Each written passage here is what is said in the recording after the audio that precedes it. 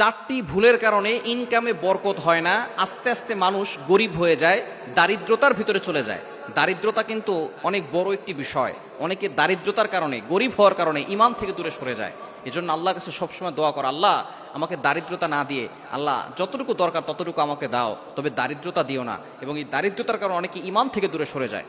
এজন্য চারটি ভুল থেকে আমাদেরকে দূরে সরে আসতে হবে, তাহলে আমরা দারিদ্র থাকবো না।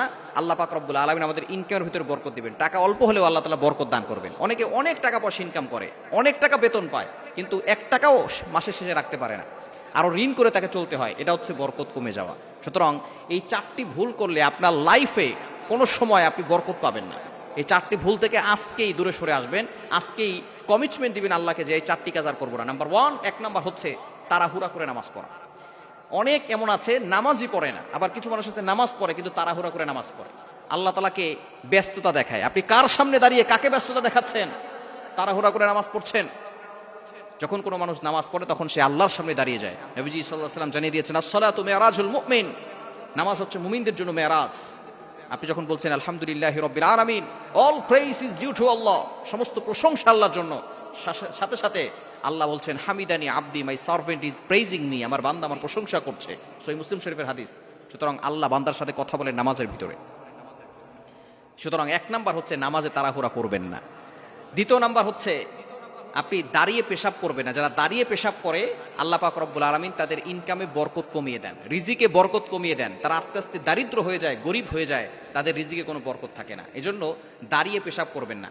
1 নাম্বার নামাজে তাড়াহুড়া করা যাবে না, 2 নাম্বার দাঁড়িয়ে পেশাব করা যাবে না, এবং 3 নাম্বার হচ্ছে আপনি পেশাবখানায় অজু করবেন না। যেখানে পেশাব করে সেখানে যদি অজু করে তাহলে অজুর পানির ছিটা নিচে পড়ে সেই পেশাবের ছিটা আবার আপনার গায়ে লাগবে, সুতরাং আপনার অজু হবে না। এই অজু দিয়ে নামাজ পড়লে নামাজও হবে না। অনেকে এই ভুল কাজটা করে থাকেন যে পেশাবের যেখানে পেশাব করেছে সেখানে আবার অজু করে। আপনি এটা কখনো করবেন না, তাহলে আপনার পেশাবের ছিটা আপনার গায়ে চলে আসতে পারে। নাপাক পানি যখন আপনার গায়ে আসবে তখন কিন্তু আপনার অজু হবে না, আপনার শরীর নাপাক হয়ে যাবে, আপনার কাপড় নাপাক হয়ে যাবে।